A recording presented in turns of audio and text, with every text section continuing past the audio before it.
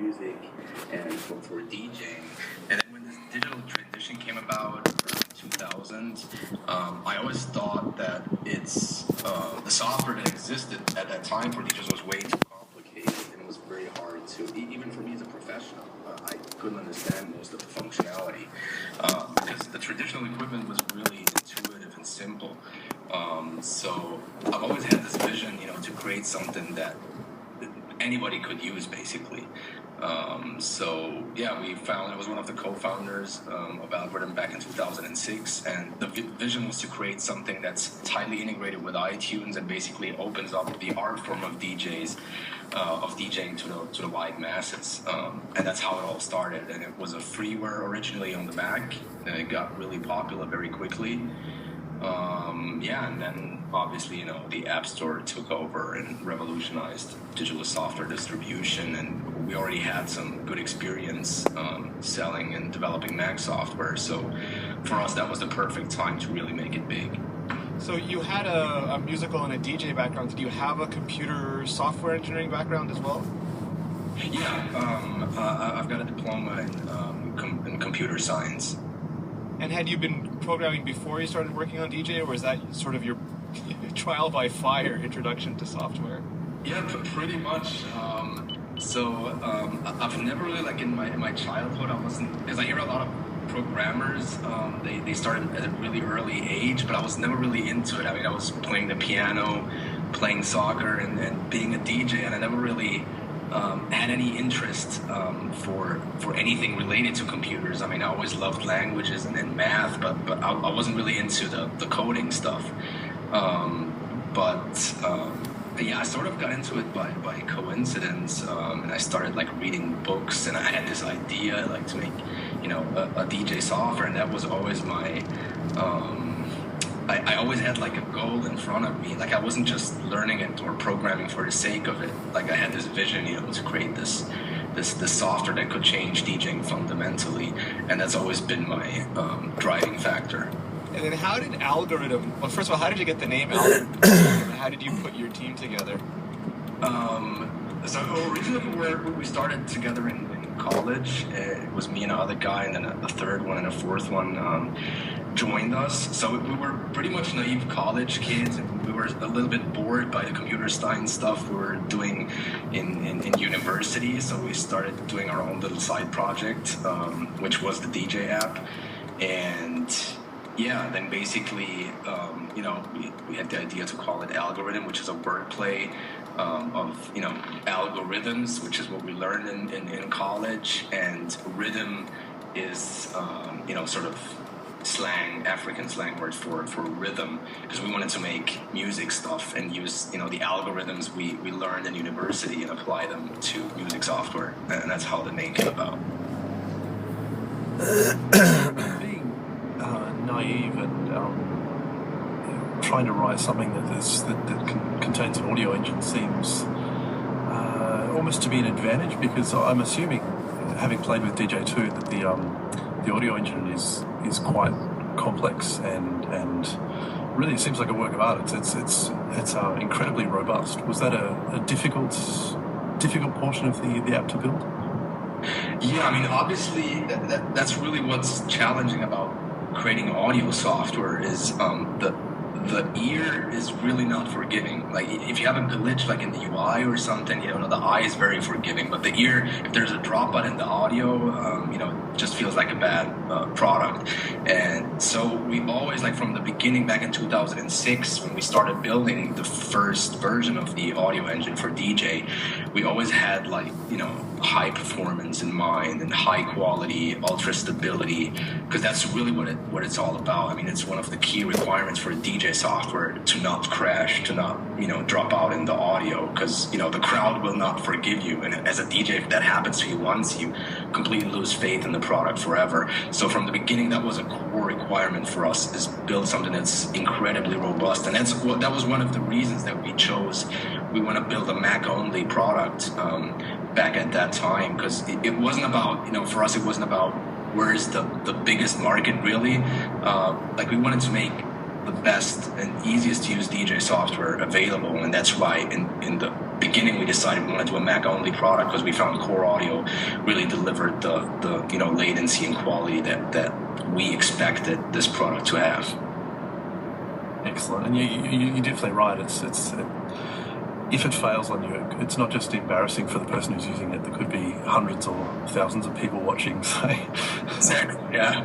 Or imagine, like you're a wedding DJ and the wedding couple is dancing while you're playing, then it crashes and you ruin people's life forever.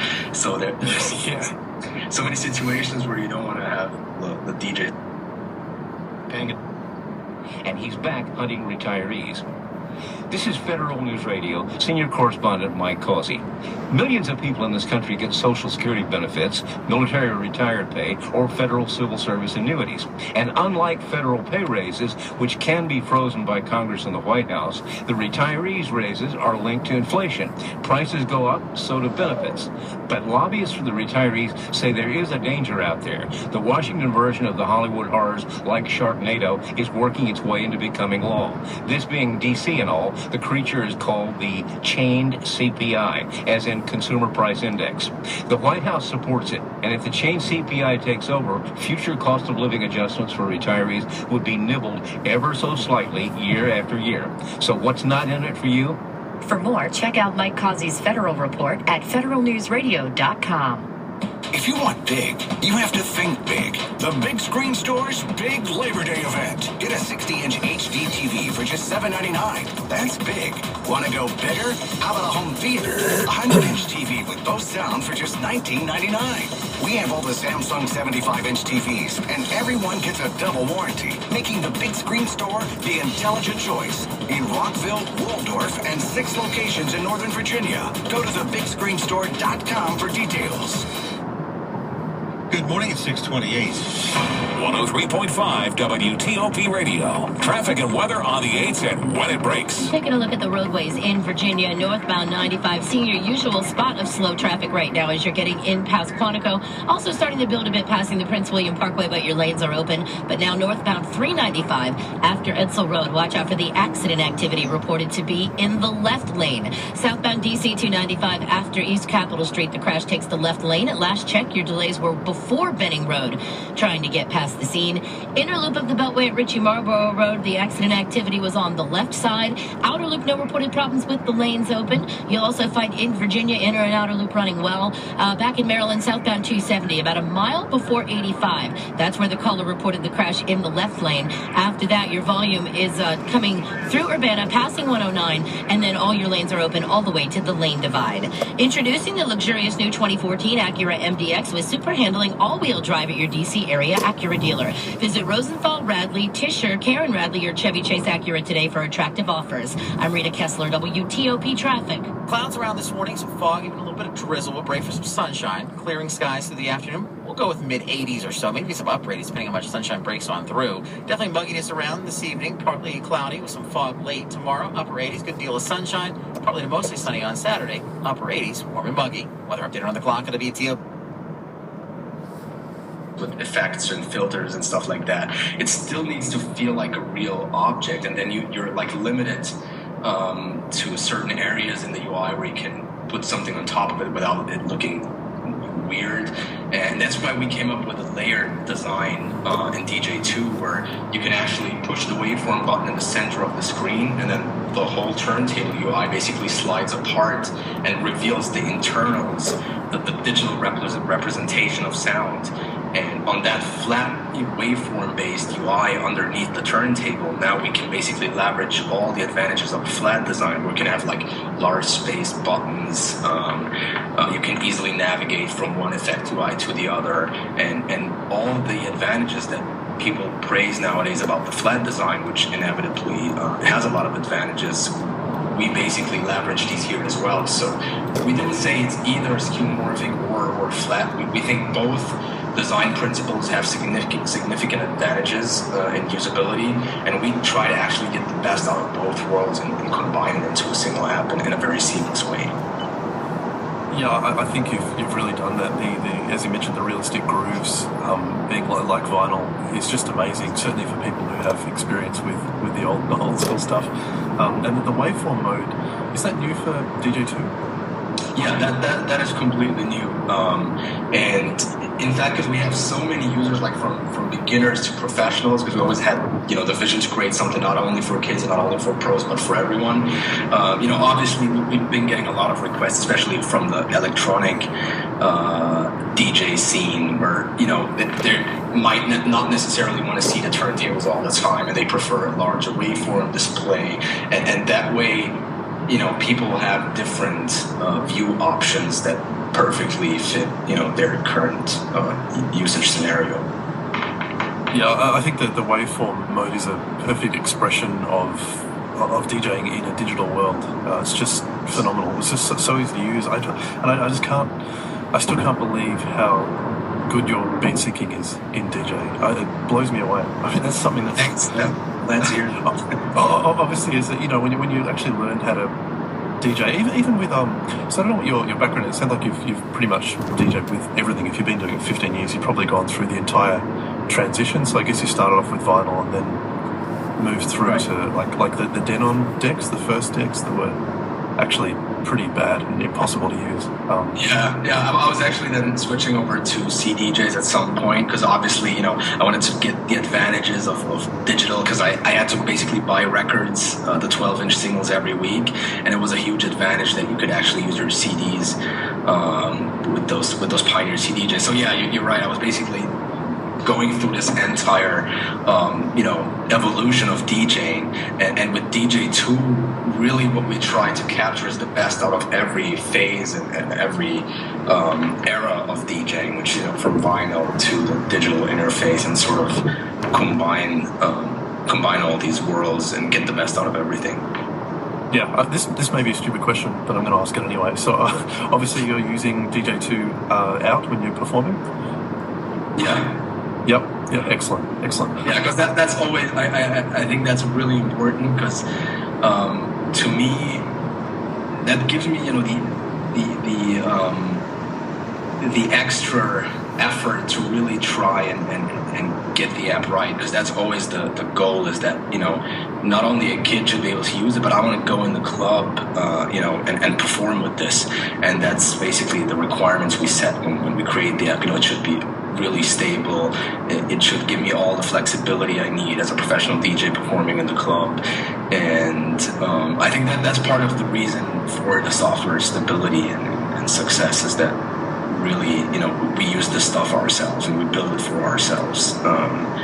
We don't just build it for a market. Like we have a vision when we do it. Yeah. Again, I'm shocked how professional it is, and how stable, robust. It's just, you can just throw anything at it, and it just really, it feels like it does feel like a piece of hardware that's being built for live performance. But when I first, clicked buy on the App Store, tapped buy, I was expecting it to be a lot of fun and to be pretty decent. It looks amazing. So it looked like if the same care had been put into the code, it would have been quite good. But I'm still shocked at just how I feel like I could trust it, which is just phenomenal. Yeah, that's great to hear. Yeah, and one of the reasons also is in our history of the company, from a very early stage, we started co-branding and developing hardware for DJ with the biggest players in the DJ industry, like Vestax, Japanese company, Newmark, and Pioneer. Like, we integrated our software with their hardware. So from the beginning, it was really important for us to have the software really stable and solid stage for when people attach their hardware to it. It really needs to perform well, and that's one of the reasons for the evolution to a product that's really stable. That's actually worth exploring. I've certainly seen your hardware. I haven't played with the Newmark and Vestax hardware. But how did that come about? Did they approach you, or did you approach them? It was at a very early stage. We started, we were actually approached by Vestax. I mean, they've seen the software, and it was funny because I started when I started becoming a professional DJ. My first professional mixer was a Vestax mixer, and I think they had a very similar vision in terms of how they create products, because the mixer was really simple. in the way it was laid out. Like at that time, the Vestax PMC5 Pro was the most professional mixer on the market, but it was really stripped down to the basics. It was only a crossfader, 2 line faders, but they put a lot of attention to detail in the quality. That's why all the professional and world-class DJs were using them. And when they saw our software, like when we came out with the freeware and it got really popular and widespread, they obviously took note of it, and they saw, even though it was very basic at first back in 2006, I think they saw that we have a very similar vision in that we really try to strip DJing down to the basics and let the user, get more expression out of it, and really perform in an intuitive and seamless way. And eventually, DJ, the retail version, was picked up in the Apple retail stores, and then we created a controller for DJ with Vestax together exclusively for the Apple store, and that was a huge success back in 2009. It was among the top selling third-party accessories in Apple retail. And that was really when the controllers got into the mainstream and people started, not just using the mouse to DJ their iTunes library, but also hook up this consumer-style controller where they can start scratching and be a little more hands-on than before. So the Vest, just getting back to the Vestax mixers for a second, the one, I think I know the ones you're talking about there, a lot of them are used by scratch DJs, and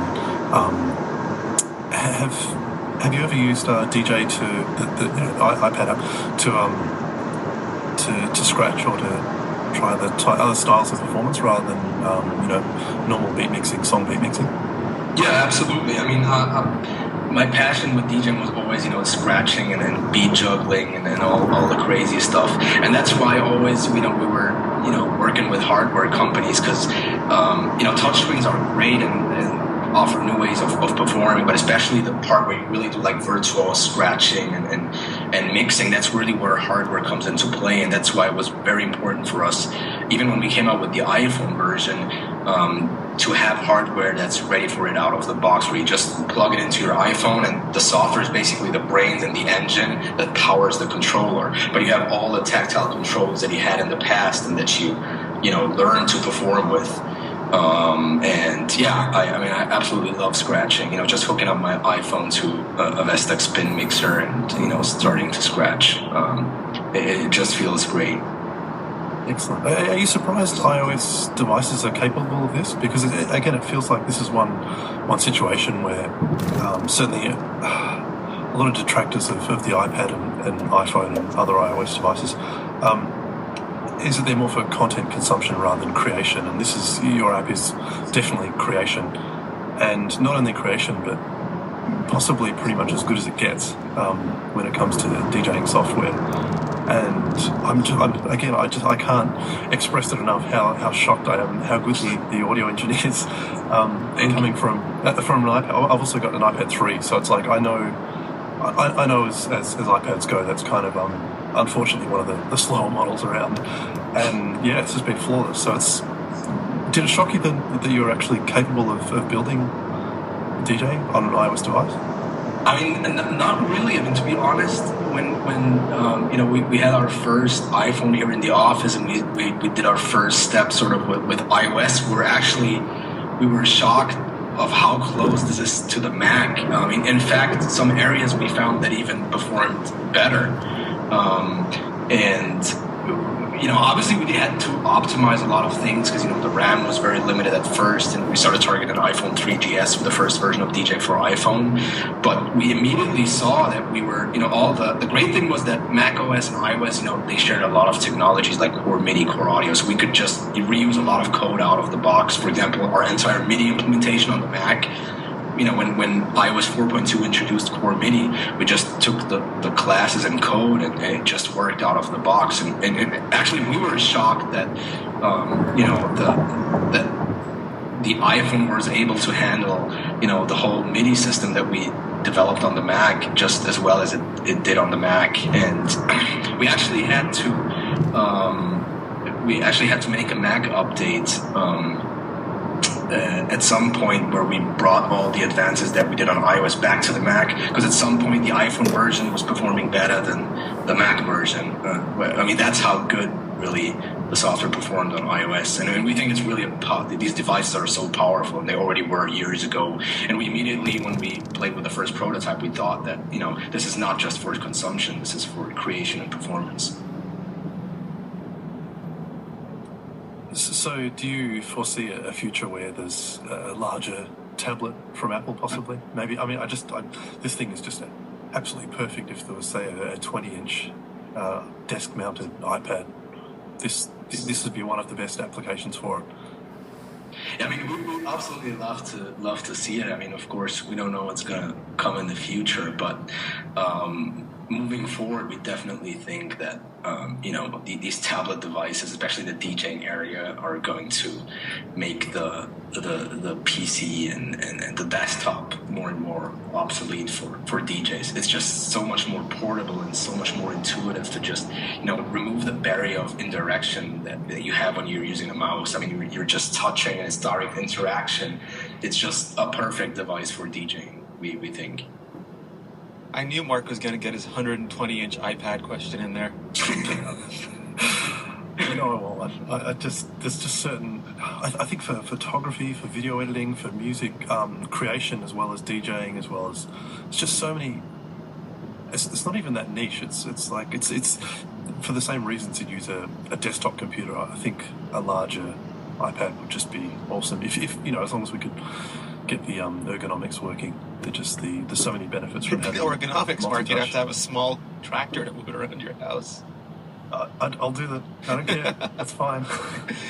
Karim, I want to go back for a second to something you said early on, because as much as you guys actually know what DJing is, I have no musical talent whatsoever.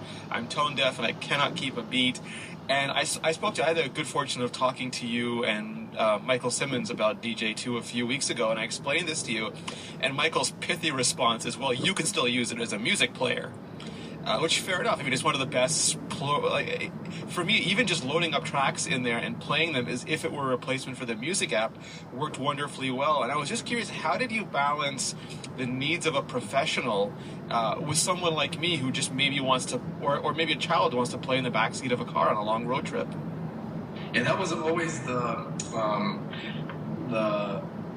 main challenge we had from the very first version, because it's basically even how the company started. Like the guy that I started it with, he saw me, like, you know, performing live with the equipment. He was always fascinated by the art of DJing, but he was like, he never really had to do anything with music. I mean, he just loved music, but he had no real talent, so to speak, and he wasn't into that really. And he was the typical user, like the novice that has no clue what he's doing. And the goal was always that he would have something that he could perform with and really sound like what I'm doing on my professional equipment. And that's why he was always fun. Like, even when I was pushing more towards like professional features, like it was a really good balance to me in that he always questioned any feature that we put in, and he wanted to understand everything that's in the software. Ultimately, if he's using the software and he couldn't understand anything, you know, we just had to go back to the drawing board. And those were always the two balances that we basically had, is, you know, me trying to make something that's appealing to a professional, and I understood the needs of the professional, but he was like the total novice, and he would like almost get angry if I added something that he wouldn't understand, like right out of the box. And I would say the primary focus is really make something that's super simple. And I mean, we talked a lot about my professional background and how it's appealing to the pros, but really the original DJ was you know, to allow anybody to become a DJ. And if we can still make it so it's appealing to pros, I mean, that's great, but the core focus is really, you know, anybody that has an iTunes library should be able to experience his or her music in a much more interactive way. What I like about it is I can just open it up, load on a couple songs, and, you know, screw around by scratching a bit. If I tried to do that with a professional's equipment, I'd probably get punched.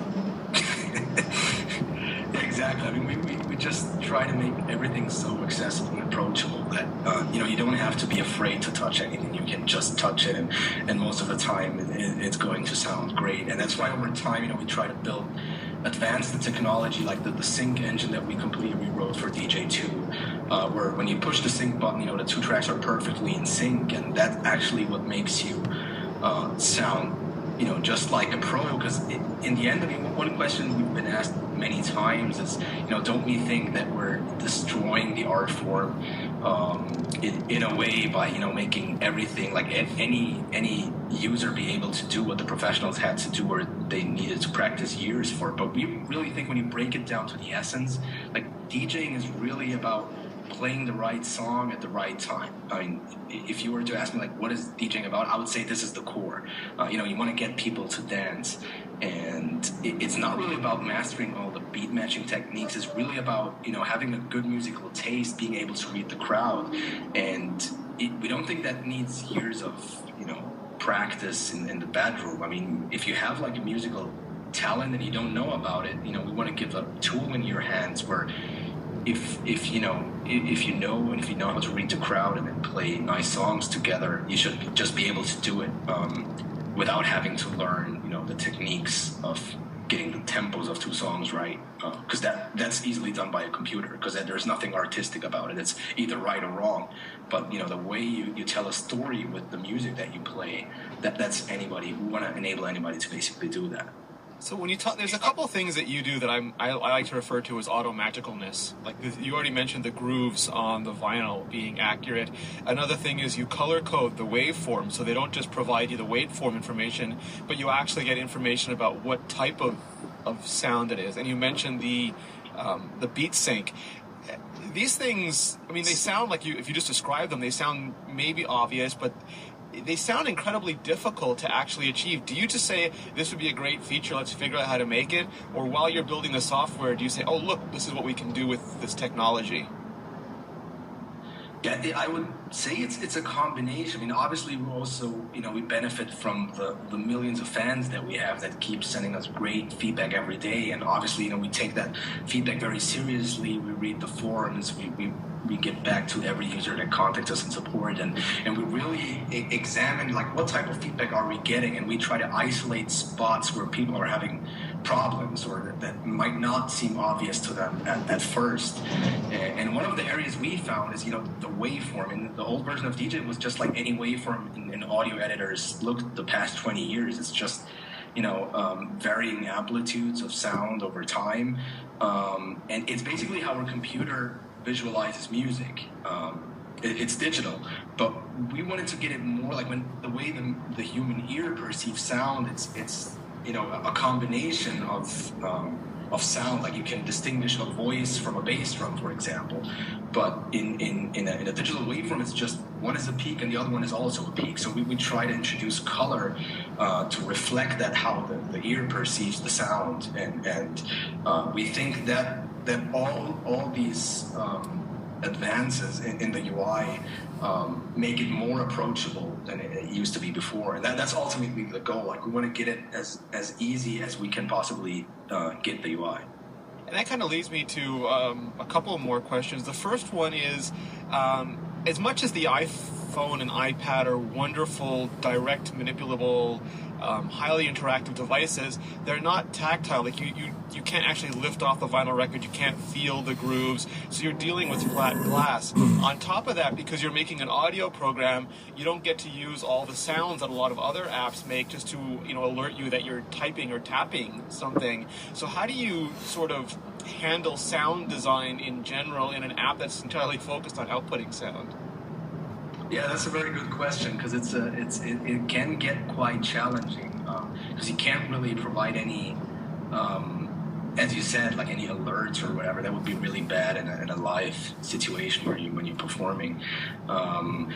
So yeah, it's really about that. That's why we think it's so important, especially for a DJ software, to still have that skeuomorphic design, because then we can play with, when you push the button, it just, the press state, it feels like you're really pushing it down. And if you look at the sample pads that we introduced in DJ3, it almost feels like you're pushing a physical button. It doesn't feel like a software button that you're pushing. And again, you have instant sound feedback as well. So these are things that we try to add to make this to have that to sort of simulate the tactile feedback. And it's a really interesting question because you're right. I mean, you don't really have tactile feedback, but when you use the app, you'll notice that it almost feels like you're pushing buttons. It doesn't feel like you're pushing glass. So that's sort of a scenario that we could try to create where it really feels like a hardware object, and that gets really difficult when it's only flat design. There is no skeuomorphic elements to it at all. And that, I mean, you certainly absolutely went all in on the visuals. And one of your other challenges is, sure, if you are the kid in the backseat or someone like me just sitting on the sofa, interface is one thing, but you also are designing for people who are using it in a club, whereas incredibly loud, flashing lights, darkness.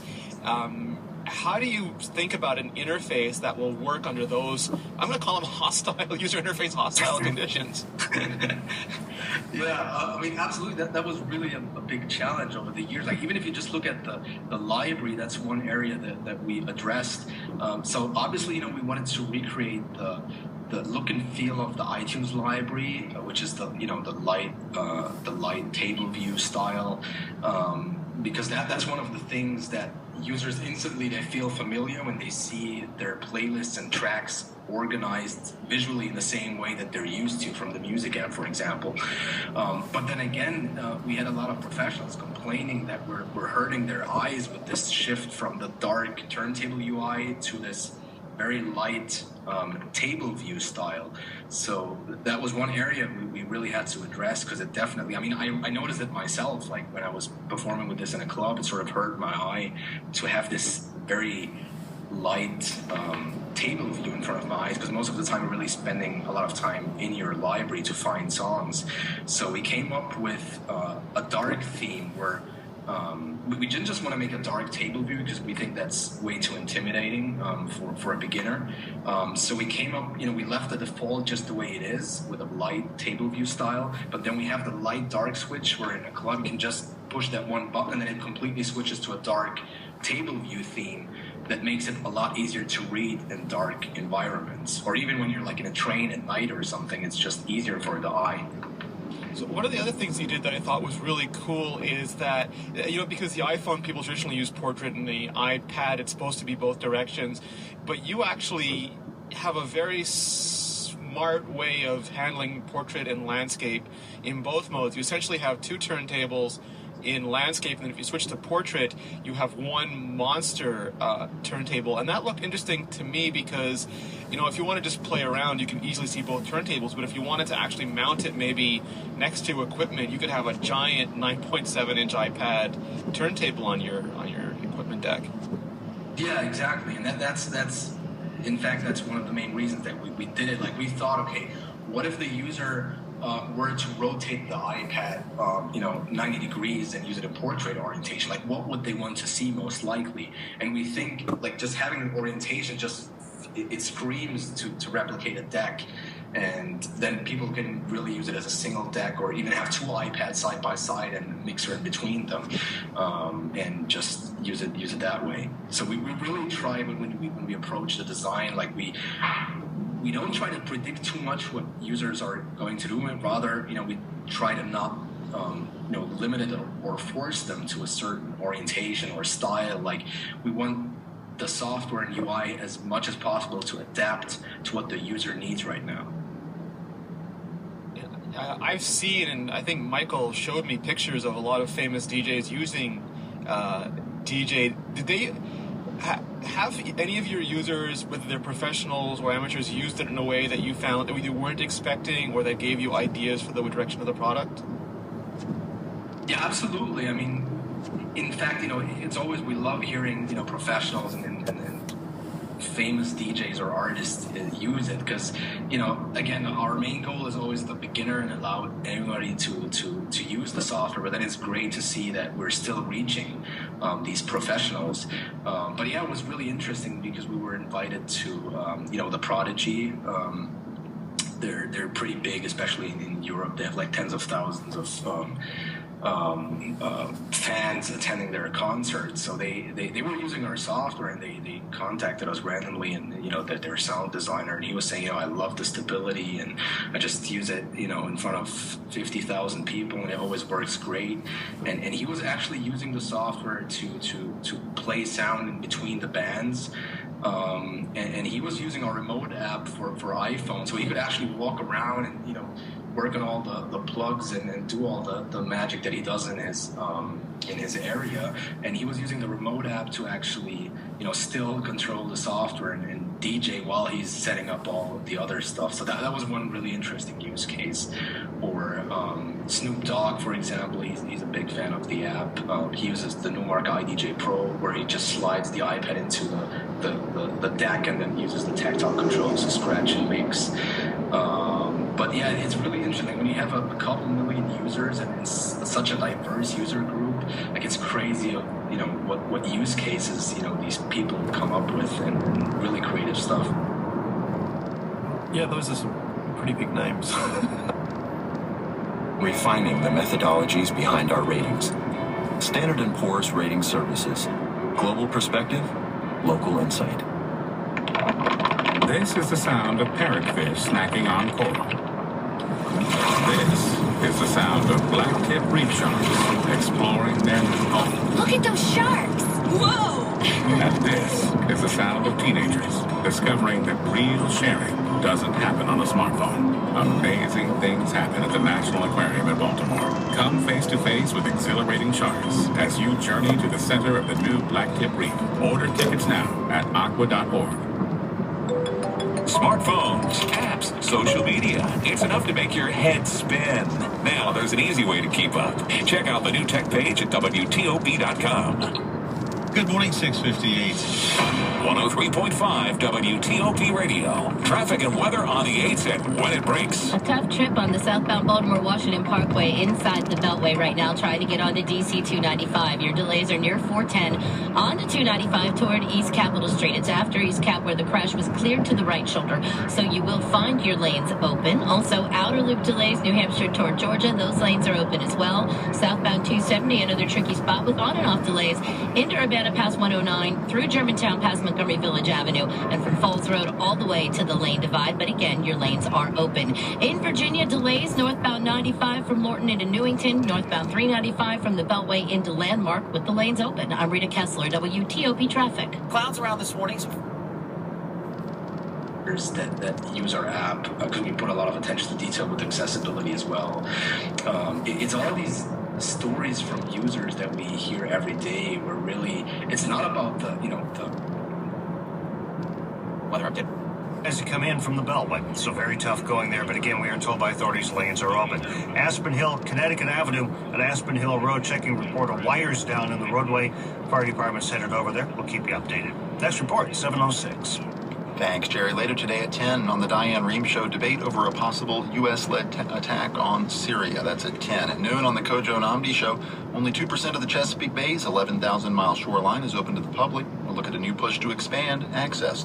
That's the Kojo Namdi Show starting at noon. This is member-supported public radio from American University, WAMU Washington, where the mind is our medium. In HD at 88.5 at WRAU 88.3 in Ocean City, Maryland, and streaming at WAMU.org. It's 73 degrees now in Northwest D.C. at 7 o'clock. Good morning. Speaking to thousands on the National Mall, Barack Obama said the march to economic equality has been slow in the last 50 years. Scott Horsley was there for Morning Edition from NPR News.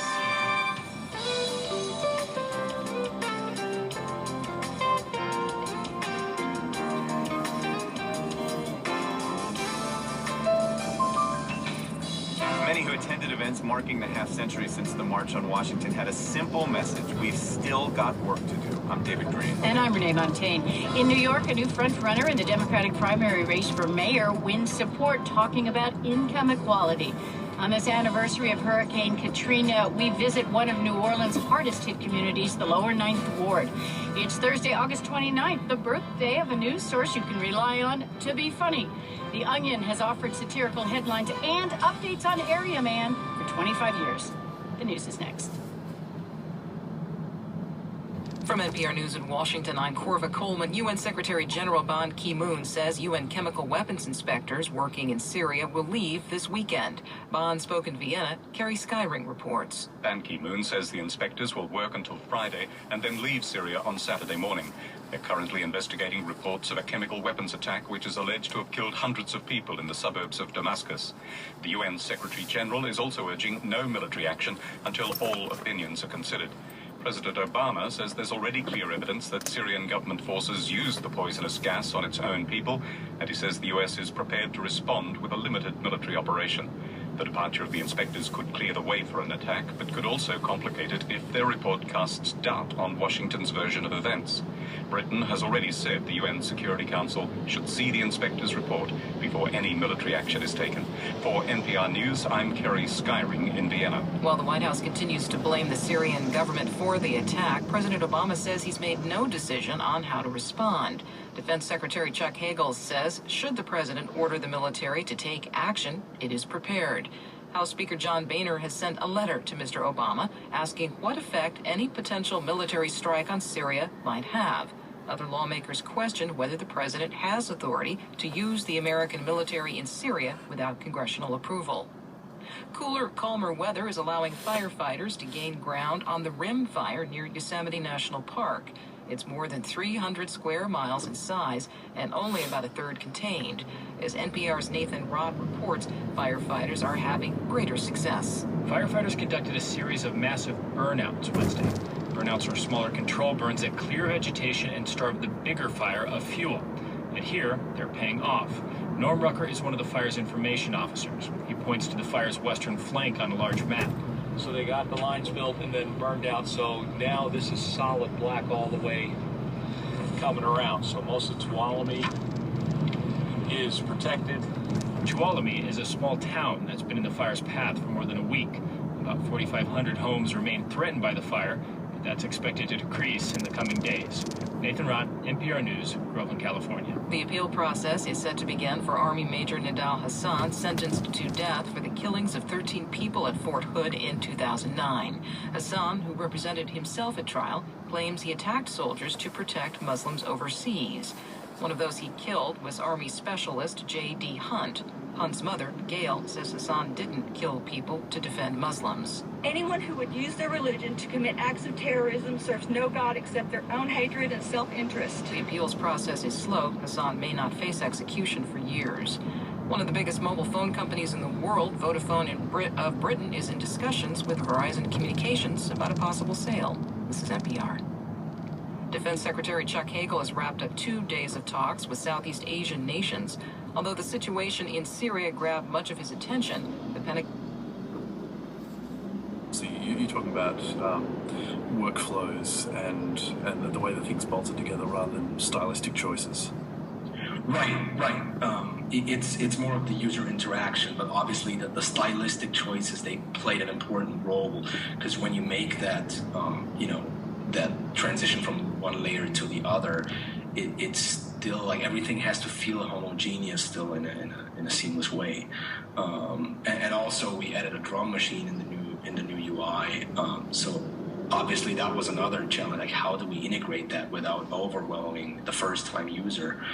And that's what you notice when you use the app. It starts like very, very simple, very basic, but it gets incredibly profound under the hood, and you can slowly, it might take months for you to explore all the features available in the app, but that's for a good reason. Like, we don't just try to throw features at people, but we try to give them something that's intuitive.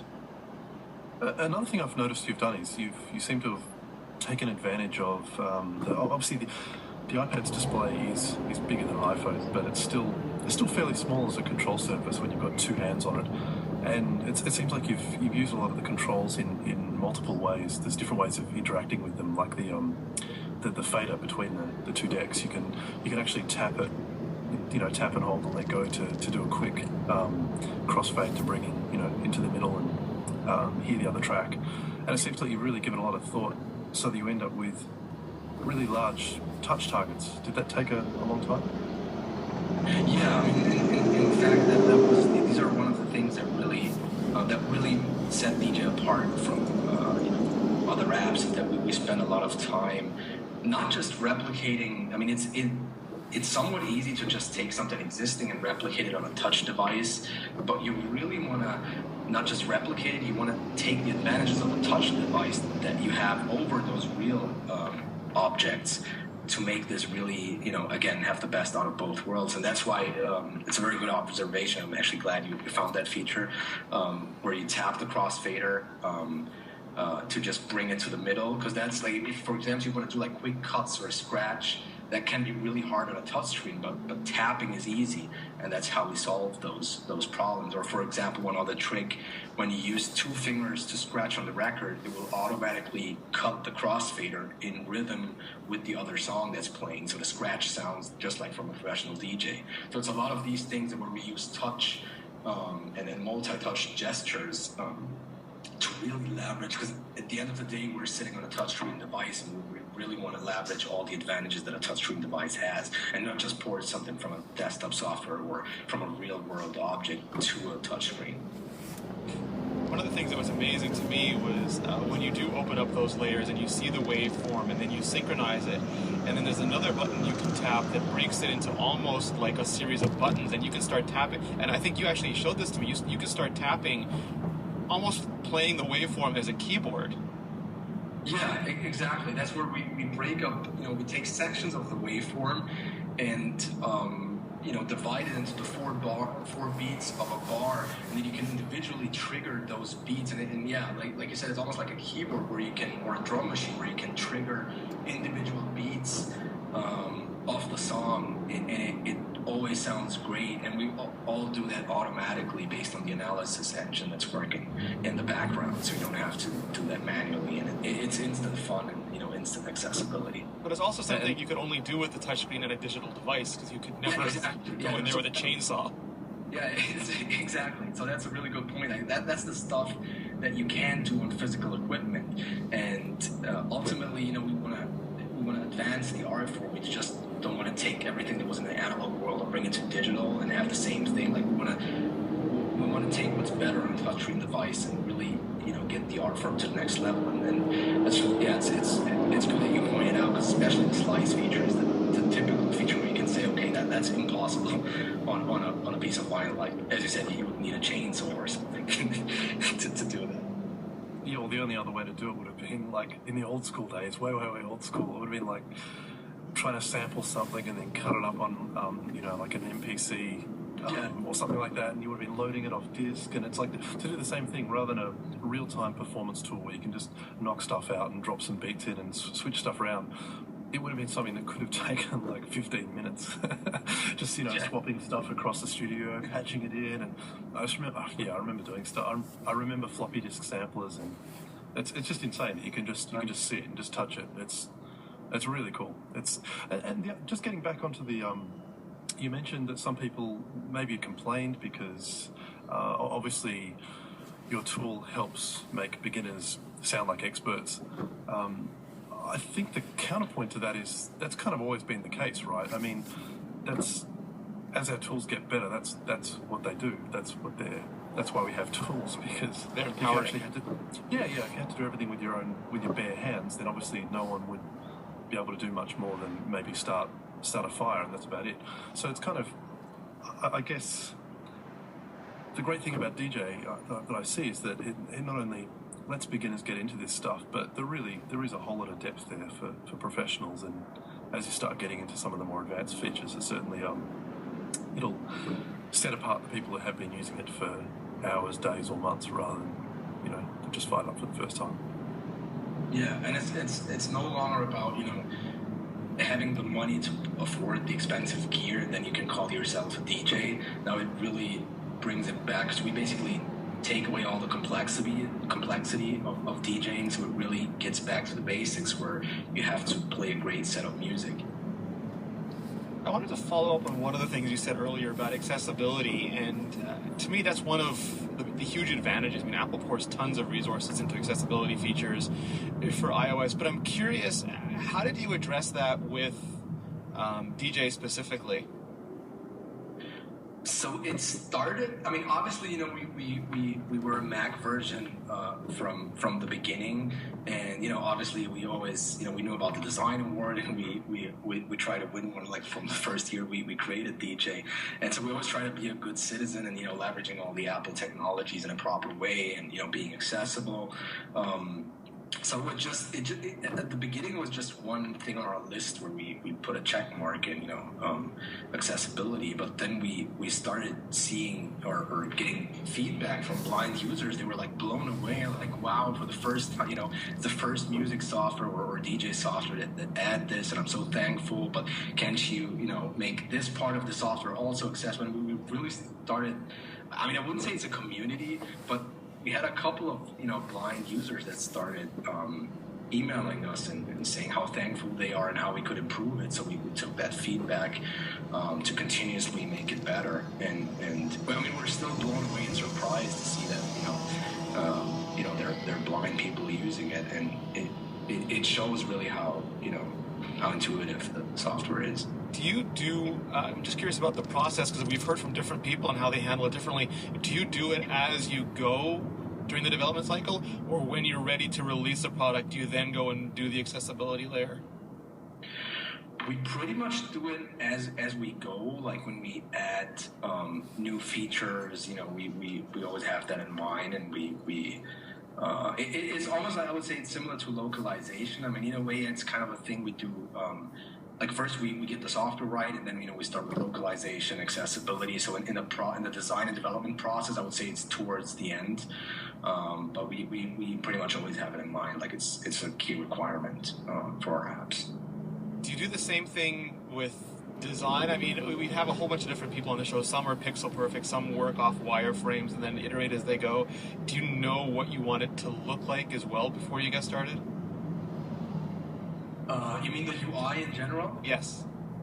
I mean, not really. I mean, we have like maybe a vague idea. Like it's more like we think about functionality first, and not so much about how it actually looks, and about objects in a more abstract way and how you interact with them. And then we try, to get it, mocked up in a nice way, and then we try and find the best approach to what we want to achieve. I guess my last question is, I always find icons interesting because, I mean, they have so many jobs to do. They have to attract people in the App Store to tap on them and buy them to begin with. And then they also have to live on the home screen and be easy for you to find, for the life of that product. Do you always have a rough idea what you want the icon to look like, or is that something you do after the app is finalized? It's something we do at the very end. But obviously the first version of DJ was always this record, so that's a core design element that we always use. So that already puts us in a sort of restricted design space. Like there is not much stuff we can do around it. So it's basically that record in the center of the icon that we always have, and then we sort of like when we added waveforms, for example. With DJ for iPad was the first time that DJ had waveforms back in 2010. So we started doing those waveforms on the sides, behind the record. So we sort of try to tell a story a little bit with the icon. Or for example, DJ 2 was a whole new app on the store, and we added colored waveforms and the colored sample pads, and the whole app was like one of the main design themes was adding color. So we just took those waveforms on the icon behind the record and just colored them, so the icon already sort of tells a story of what's new, and we think that's what makes it instantly appealing to a user that already knows the icon, and even those who don't, it might catch their interest. Was it a tough decision? And I'm sorry, I'm segueing for a second. Was it a tough decision to release as a new app? Because I know there's, Apple doesn't really make upgrades possible, and ever since Tweety. Back in 2009, Tweety 2, I think, has been controversial about whether you do a new app and how you address it. Was it always designed as a new app for you? I mean, that was one of the really nerve-wracking decisions we had to take, because obviously, the first version of DJ was really, really popular, and there was links all over the web linking to the App Store. So obviously, all of those links would turn into dead links. So, and we were very sustained in the charts. Like we're the top seller next to GarageBand, even 3 years after we launched the app. So, it was a very risky move, but still, we thought it just felt right to us because we didn't just we did a lot of updates. Like with every iOS update that came out, we leveraged all the new technologies. I think we shipped like 20 to 30 upgrades in 2 years, and most of them were really significant and had major new features. But with DJ2, we basically went back to the drawing board. I mean, we wrote a lot of most parts of the app we wrote from scratch, and it was really from the whole development. It was a new app basically, and upselling to existing customers was one of the strategies we had from the beginning. Like, we created DJ1, and then we came up with DJ2 and advertised it to existing customers, and that helped us grow the business over time as well. So it was a really tough decision, but we just felt confident that we're giving the user significant value, and that's when we decided, okay, we're gonna take the existing version off the App Store and add the new one and inform users about the new app. And we're really, we were tremendously happy to see how well that was received by the customers, because we had a very moderate upgrade price. I mean, that was sort of the way we simulated an upgrade, because you don't have paid upgrades on the App Store. Is we took off the existing version, added the new version at a significantly discounted price. So the iPhone version was $1 and the iPad $5. Previously it was $20. So obviously we already had, most of our existing customers were used to premium app prices, so they really appreciated the discount on the new version. They instantly saw the new features and everything, and they were really appreciative of all the hard work we've put into this over the years. And I think if you really create something that has significant value over an old version and you charge for it, I think that your user, it's just important to communicate it in a good way, but at the end of the day, users will appreciate that. And we were actually surprised, to be honest, because we didn't know what's going to happen, because it's just not that common on the App Store. But we think it's probably going to be the way to move forward, because you can't just have an app sitting on the store and just keep updating it forever without ever, doing a new version. I think it's good for the whole development community, because then you also have an incentive to create something that's compelling and not just have an incremental update apps just sitting there. And I think ultimately that's going to contribute to software that's higher quality. Yeah, definitely. Did you have a way of informing the DJ1 users? Because that's always something that's difficult. Again, it's not something that Apple handles for you. Yeah, we already had some notifications built into the app where we could target active users. Like, for example, we were using that already to inform users about, if there isn't a controller available, or, if there is an update for another app available, and almost like a news feed inside the app that our users really loved before. And that was a very easy way, because then you reach all the active users instantly and they're informed about a new app. But yeah, you're right. We had to create that ourselves. So but it's a very important aspect, because you want to be able to message your customers, especially the active users. So one thing we probably should have asked right at the very start of the podcast, but I completely forgot. We know Michael Simmons worked on, and obviously you've described the team. Who actually worked on the design? Was that something you worked on, or is that something? We work on it collaboratively, but our designer is Wolfgang Barrelme. Okay, yeah. He's outstanding. And but we all work very closely together, and we have certain ideas. We understand, what the requirements for a DJ app is, and obviously, he's just an amazing designer, and he puts our ideas into on paper in such a nice way, and brings in his own ideas. He's amazing. Certainly is. And it explains why it looks so amazing. Yeah, you look at every single detail. It's just done right. So I know we can't do any spoilers, and I know it's not fair to ask you after DJ2 just ships, but are you already thinking about future updates for DJ2? Are you thinking about next generation versions of DJ? Apple showed off inter-app audio at WWDC. Are there technologies that you're still waiting for Apple to make available that would help you towards the future of the product you want to make? Yeah, I mean, obviously, iOS 7 is a big next milestone for us. So obviously, we always want to be on board with the new technologies that are there. We want to make sure, we leverage them in a meaningful way. So that's obviously one thing we're working on. And even from a design perspective, I mean, we already had that, flat design at the bottom, sort of that new approach. But obviously, we want to make sure that it looks as native as possible when the new OS comes out. So that's one of the key areas we're focusing right now. I don't want to influence you, but I'm just going to plant this idea: parallax needles on the record players. That would be cool. That would be rich. Karim, where can people find out more about you, more about DJ2, more about Algorithm? So obviously people can, you can check out our website, algorithm.com. That's ALGORITM.com, or just search for DJ on the App Store, DJAY, and yeah, you'll find all the goodies we have there. Thank you so much for joining me. I hate to keep saying this because Mark and I have gone on and on about it, but when you see those Apple commercials and you see everyone from little kids to people who are first-time computer users, this is the kind of software that I think makes that so important.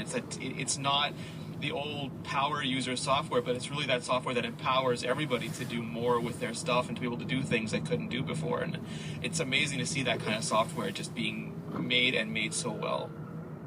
Thank you so much. Thanks, Mark. Oh, sorry, Mark. I forgot to ask you. Where can we find you, Mark?